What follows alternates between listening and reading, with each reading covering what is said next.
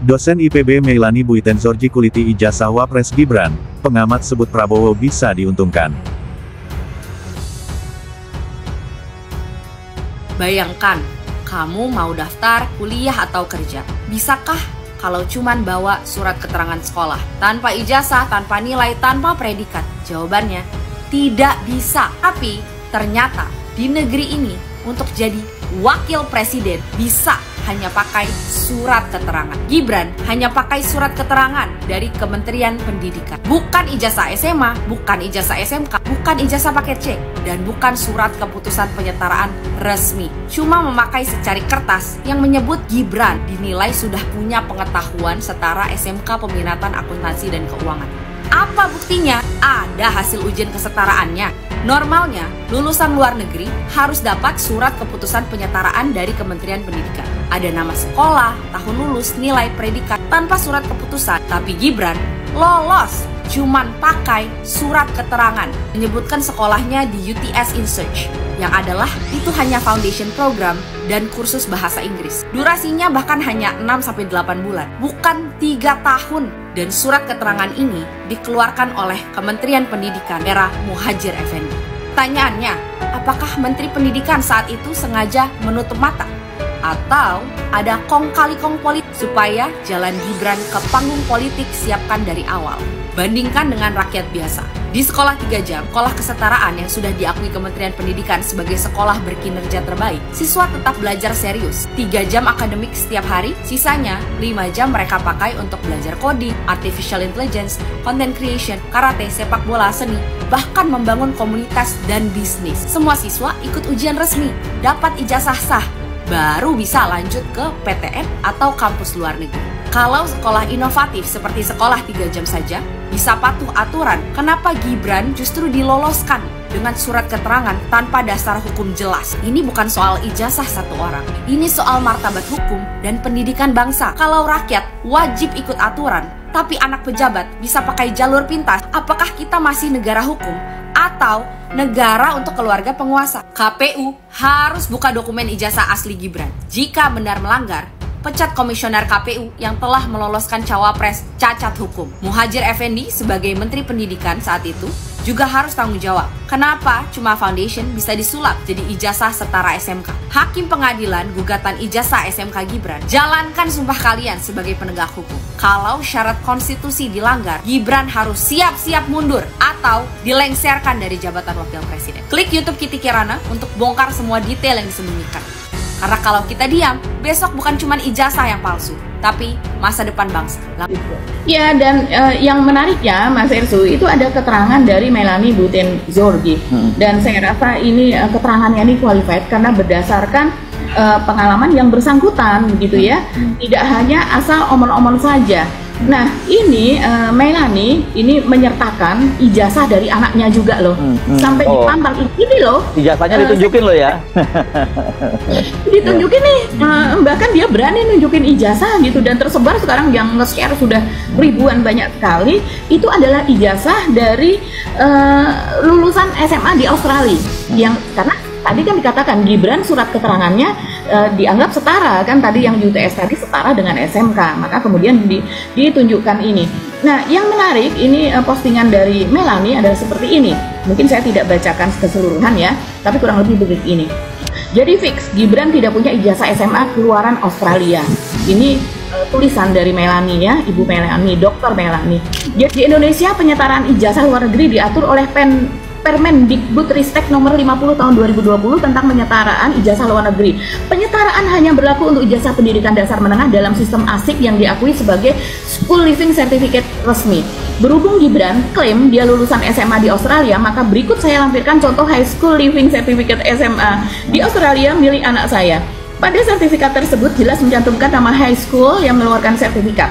Sementara Gibran kan ya itu tadi bukan high school, UTS insert itu bukan high school. Iya.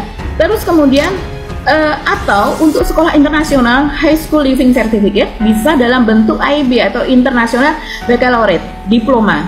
Nah, pendidikan yang ditempuh Gibran di UTS Insert jelas-jelas tidak bisa mengeluarkan High School Leaving Certificate. UTS bukan high school, Sedangkan program insert yang diambil Gibran di UTS adalah program persiapan atau matrikulasi atau bridging pra-universitas. Maka dokumen penyetaraan yang dikeluarkan Dikdasmen yang menyatakan pendidikan Gibran di UTS insert setara SMK kelas 12 seharusnya batal demi hukum karena melanggar Permendikbudristek nomor 50 tahun 2020. Jadi fix Gibran tidak punya ijazah keluaran SMA Australia. Ya nggak masalah, kan menurut KPU Gibran masih punya rekod pendidikan SMA dari Orchid Park Secondary School. Nah, masalahnya Orchid Park Secondary School atau OPSS yang diklaim sebagai pendidikan SMA-nya Gibran itu juga tidak setara dengan SMA di Indonesia. OPSS menyediakan pendidikan setara kelas 7 sampai 10 di Indonesia. Jadi setara dengan SMP plus 1 tahun. Ini sama dengan keterangan Pak Ruli Ahdiat tadi ya. Nah, School Living Certificate dari Secondary School di Singapura adalah GCE O-Level Certificate atau Ordinary Level Certificate. Kalaupun Gibran punya sertifikat GCE Ordinary Level dari Orchid Park Secondary School itu, ini juga belum setara dengan ijazah SMA di Indonesia. Untuk bisa melanjutkan ke pendidikan tinggi universitas, siswa di Singapura harus lanjut lagi ke Junior College untuk memperoleh sertifikat GCE Advanced Level. Jadi fix juga Gibran tidak punya ijazah SMA keluaran Singapura. Itu kata Melanie ya. Tadi kan sudah fix tidak punya ijazah keluaran Australia, sekarang tidak punya ijazah SMA keluaran Singapura juga. Jadi Gibran cuma lulusan SMP nih, dia bertanya begitu. Nah, ini juga belum tentu karena ada perbedaan standar ijazah Indonesia dengan sertifikat GCE Singapura, itu General Certificate of Education gitu ya, GCE itu. Di Indonesia untuk mendapatkan ijazah sekolah menengah, siswa harus lulus memenuhi nilai minimum untuk semua mata pelajaran. Sementara sertifikat GCE di Singapura baik O-Level maupun Advanced Level tidak mensyaratkan nilai minimum. Semua siswa bisa mendapatkan sertifikat O-Level maupun A-Level sekalipun nilai-nilainya jeblok di bawah standar kelulusan atau PAS. Itulah kenapa Mas Irsu kita ketat sekali soal itu karena sistemnya memang berbeda sama sekali. Jadi di sini ketika siswa akan lanjut ke level pendidikan berikutnya, maka nilai-nilai yang tertera di sertifikat O-Level maupun A-Level itulah yang akan menentukan apakah siswa tersebut memenuhi syarat masuk minimum atau tidak. Jadi itu nilai-nilai yang misalnya banyak yang jeblok, lulus tapi bahwa untuk melanjutin sekolah belum, nggak bisa lagi gitu kan maksudnya ya. Begitu ya. Jadi kalaupun Gibran punya sertifikat GCE O-Level, mesti dilihat lagi nilai-nilai yang bersangkutan. Kalau banyak subjek yang tidak lulus atau di bawah 50, maka sertifikat O-Level tersebut tidak setara dengan ijazah SMP Indonesia yang mensyaratkan nilai lulus untuk semua subjek. Waduh, gawat ini. Tapi katanya menurut KPU kan Gibran bersekolah SMP di SMPN 1 Solo. Nah, ini mesti diselidiki juga, kata Melanie. Ini teliti sekali ibu dosen ini. Apakah Gibran sekolah di SMPN 1 Solo sampai tamat hingga punya ijazah? Karena di website Pemkot Solo, di websitenya ya, Gibran mengklaim melanjutkan pendidikan SMP ke Singapura. Dan ini konsisten dengan status Orchid Park Secondary School di Singapura yang memang sekolah menengah kelas 7-10. Jadi setara dengan SMP plus 1 tahun kalau di Indonesia. Nah, jadi kalau Gibran, dia berandai ya, jadi kalau Gibran satu, tidak punya ijazah SMA keluaran high school Australia, tidak punya International Baccalaureate IB diploma, tidak punya sertifikat GCE Advanced Level keluaran Singapura, tidak punya sertifikat GCE Ordinary Level keluaran Singapura, punya sertifikat GCE Ordinary Level keluaran Singapura tapi nilai-nilainya jeblok di bawah 50, tidak punya ijazah lulusan SMPN 1 yang dari Solo karena katanya melanjutkan SMP ke Singapura, maka fix kualifikasi pendidikan Gibran cuma tamatan SD. Ampun deh. Udah bisa dipastikan lah 99,9% dia tidak punya ijazah SMA atau yang disetarakan. Maka minggu depan ketika saya saya ingin tanya soal ini nih. Ya. Kalau nggak salah Mas Roy sudah 2 kali datang ke Kementerian Pendidikan Dasar Menengah. Ya, ke Mendiknas. Ya. Ya apalah itu ya, namanya sekarang dan menengah. Iya, Dikdasmen namanya sekarang. Datang ke sana kan udah 2 kali. Ya. Kalau tidak salah yang kedua itu kan sudah jelas betul. Sudah ketemu dengan Sesdikmen. Ini berarti pertemuan ketiga dong? Enggak, nantinya ada pertemuan ketiga. Oh iya. Yang pertama itu yang datang sahabat kita, ya Dr. Rismond sama Michael Sentana. itu ketemu dengan Pak Eko Susanto tadi. Pekan depannya ketemu dan rame. Ya di Satpam. Rame itu di Satpam. Nah, pertemuan yang agak bernilai yang mana? Yang hari Selasanya. Itu di Satpam itu kan hari Senin minggu yang lalu. Kemudian Selasanya saya datang lagi dan kemudian ini terima kasih matur nuwun Prof Abdul Mukti. Karena kemudian saya WA beliau, ya terpaksa lah, mau nggak mau kita harus pakai gitu. Dan kemudian beliau jawab, oh Mas Yun Sewu, saya ada kunjungan di Bandung. Beliau nyampe ke saya berangkat pagi, tapi beliau kemudian menugaskan kepada Pak Eko Susanto. Pak Ekonya juga akhirnya menemui kami. Dan dari Pak Eko itu dapat banyak hal, misalnya satu ya, soal apa bahan untuk mendapatkan surat keterangan ini. Beliau mengatakan bahannya itu hanya ada fotokopi rapor kelas 10 dan kelas 11. Aneh. Saya tanya, loh kok kelas 10 kelas 11 Pak? Kelas 12 mana? Nah kelas 12 nya di insert ini. Nah ini kalau menurut Prof Zulfikar itu nggak masuk akal, nggak bisa kok tiba-tiba meloncat gitu saja. Ya dia harus menempuh kelas 12 gitu loh untuk mendapatkan masuk ke sini, karena ini sebenarnya kelas 12 plus harusnya yang ada di UTS itu. Dan yang kedua, kita juga mendapatkan riwayat tahun-tahunnya. Jadi misalnya yang ada di OPSS ini kan di situ tertulis 2002 sampai 2004. Kenyataannya dia masuknya 2003 sampai 2004. Jadi ngapain juga setahun yang nggak jelas di Singapura. Ya banyak itulah isu-isu yang mengatakan Singapura kan bukan sekolah, tapi ngapain lah gitu, TikTok atau apa. Memang hal-hal yang detail gini yang jadi evil gitu. Oh iya. Terus di sini 3 tahun ya, yang katanya di UTS ini yang 2004-2007 ternyata dia hanya menurut Kemendikbud itu 1,5 tahun. Tapi menurut Pak Iksan Kalonde itu hanya 6 bulan. Dan kalau memang 1,5 tahun, saya tanya, Pak, saya ini ketemu Pak Eko Sulistyo dan ada Mas Angga ya, ada Pak Angga itu dari PPID-nya. Saya tanya, ijazahnya ada? Nggak ada. Jadi hanya berdasarkan surat keterangan raport dari kelas 10 dan kelas 11. Kok aneh? Saya bilang gitu. Makanya saya pun sempat mendiskusikan. Akhirnya nasib ini gimana? Gini, nasibnya minggu depan. Ketika ini sepulang kami roadshow nanti, mohon maaf kenapa harus minggu depan?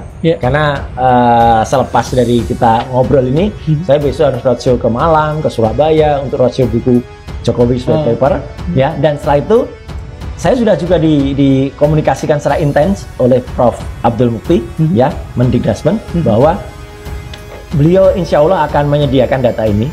Dan ketika saya ini gimana ini, jawaban beliau menarik gitu ya. Jawaban Pak Eko nih? Bukan, Prof Menteri. Iya, Prof Menteri. Itu kan kerjaan menteri yang lama. Bukan UTS Insert, Pak. Namanya Insert Language Center. Oh, Insert Language Center. Bahasa dong ini ya? Berbeda dengan UTS. UTS University Technology of Sydney ya. Itu university. Kalau Insert ini, Insert Language Center, tempat orang-orang belajar bahasa Inggris. Itu ada 3 jalur itu ya, yang saya tahu ya. Ada satunya itu English for Further Education, itu seperti training center, atau pathway ya, jalan menuju university. Itu umumnya ke UTS ya. Karena itu memang berafiliasi dengan UTS, bekerja sama dengan banyak di UTS. Jadi mahasiswa overseas yang mau berkuliah atau sekolah di UTS, di training dulu bahasa Inggrisnya. Kalau bahasa Inggrisnya belum memadai, sekolah dulu di Insert. Tapi itu bukan UTS, itu Insert Language Center namanya. Nah itu di situ bukan saja, bukan saja mahasiswa yang melanjutkan sekolah ke university, tapi bisa juga orang-orang umum yang mau belajar bahasa Inggris di sana. Seperti halnya istri saya, waktu dia dapat permanent resident Australia, mereka tuh dikasih, atau orang-orang yang dapat permanent resident Australia itu ya dikasih hak untuk belajar bahasa Inggris selama 500 jam gratis dari pemerintah Australia. Itu dikirimnya ke Insert juga. Belajar bahasa Inggris di Insert ya. Jadi tidak memandang ijazahnya ya, tidak menentukan ijazah. Tidak memandang ijazah sebelumnya. Boleh yang melanjutkan sekolah di uni, boleh orang umum yang mau sekolah bahasa Inggris, boleh orang-orang yang dapat fasilitas khusus belajar bahasa Inggris. Seperti halnya istri saya dapat fasilitas khusus dari pemerintah Australia untuk belajar bahasa Inggris secara gratis. Untuk belajar bahasa Inggris itu di trainingnya di Insert itu banyaknya. Ya, itu satu jalur pertama. Katanya tadi ada 3 jalur katanya di situ. Ya, itu yang satu jalur sekolah. Ya. Sekolah menuju university. Kedua, orang-orang yang dibolehkan sekolah yang dikasih fasilitas sekolah dari pemerintah Australia untuk meningkatkan bahasa Inggrisnya secara gratis.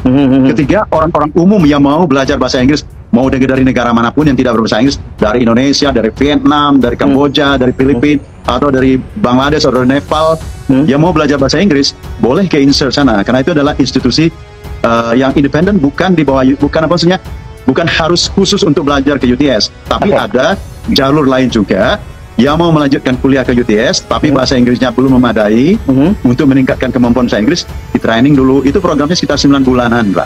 Karena kita di sini Desember, Januari itu kita nggak sekolah di sini, itu summer holiday ya. Ada sekolah-sekolah khusus bulan summer itu namanya summer school. Tapi program insert itu bukan summer school. Dia yang antara 9 dan 10 bulanan lah gitu ya. Sekolahnya. Dan Pak Gibran bilang sama saya waktu itu, dia sebentar, nggak cukup. 9 bulan nggak selesai karena dia udah pulang duluan ke Indonesia. Oh, jadi 9 bulan itu program itu nggak diselesaikan oleh Gibran gitu ya? Tidak diselesaikan. Dia bilang sama saya waktu itu, dia nggak lama, sekitar 6 bulanan dia bilang sama saya waktu itu ya. Dia udah pulang ke Indonesia. Jadi ya programnya nggak lama. Apa nggak dijelaskan kenapa dia harus pulang, itu kenapa penyebabnya? Ya, dia nggak ngasih tahu saya juga nggak nanya Pak, dan juga dia nggak banyak ngomong. Waktu itu kan kita nggak tahu Gibran itu kan mau jadi wakil presiden, mau jadi wali kota, kita kan nggak tahu. Oke. Nah, akhirnya Anda ajak dia ke UTS itu. Waktu itu masih ada UTS-nya? Sorry. Insertnya. Saya karena di Indonesia UTS insert. Jadi betul insert saja. Jadi Anda ada ke kampusnya. Jadi kayak kampus atau gedung biasa? Saya ada ke sekolahan dia. Ya, saya banyak bawa ke kampus dia. Oh ya, ini saya sekolah di situ dulu, itu sini dulu, kan. Nah, jarak antara UTS University Technology Sydney dengan Insert Language Center itu sekitar 300 meteran ya, 300 meteran itu, nggak jauh ya. Jadi ya dekat sekali ya. Ya, nggak bersebelahan, tapi ya gedungnya itu ya, kalau Insert itu dekat ke Chinatown, kalau UTS ini itu di Ultimo, tapi George Street-nya itu ya, George Street namanya. Itu jalan utama Sydney, George Street itu. Kalau Insert ini agak ke dalam, itu dekat Chinatown. Nah, umumnya orang-orang sekolah di Insert itu orang-orang Asia yang tidak bisa berbahasa Inggris. Orang yang tidak bisa berbahasa Inggris ya. Jadi kalau sekarang disebut bahwa misalnya Gibran itu cukup lama di sana sampai 3 tahun, itu menurut pengakuan dia tidak seperti itu gitu ya? Tidak seperti itu. Dia bilang sekitar 6 bulan. Waktu itu dia ngomong saya tanya kan, Mama, sini Pak, ya sekitar 6 bulanan, saya 6 bulan terus pulang ke Indonesia. Dan dia mengaku bahwa berarti dia mengaku saya tidak menyelesaikan, atau kesimpulan Anda tidak menyelesaikan itu? Dia nggak bilang menyelesaikan, sekitar 6 bulan terus saya pulang. Tapi saya tahu kalau program insert itu untuk orang asing itu ya, itu sekitar 9 bulan, 8-9 bulan lah gitu. Karena kita di sini summer school itu nggak sekolah di sini.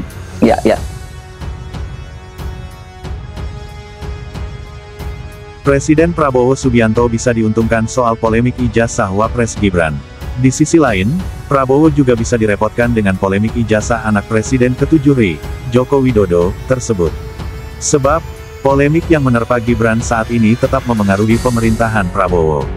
Adapun hal ini disampaikan oleh pengamat politik dari Citra Institute, F. Riza. Menurut F. Riza, polemik ijazah ini dapat menurunkan citra atau image dari anak sulung mantan Presiden RI Joko Widodo, Jokowi, tersebut. Jika citra Gibran menurun, maka pengaruh Jokowi maupun sang anak terhadap pemerintahan Prabowo bisa berkurang, sehingga Prabowo dapat mengambil keuntungan. Hal ini disampaikan F. Riza saat menjadi narasumber dalam program On Focus yang ditayangkan di kanal YouTube Tribun News, Rabu, tanggal 1 Oktober tahun 2025.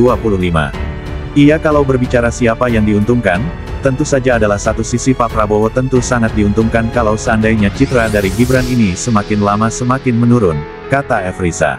Artinya pengaruh dari Pak Jokowi maupun pengaruh dari Gibran ini semakin lama semakin berkurang, tambahnya.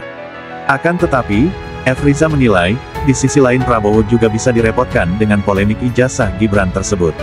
Sebab, polemik yang menerpa Gibran maupun Jokowi masih tetap memengaruhi pemerintahan Prabowo.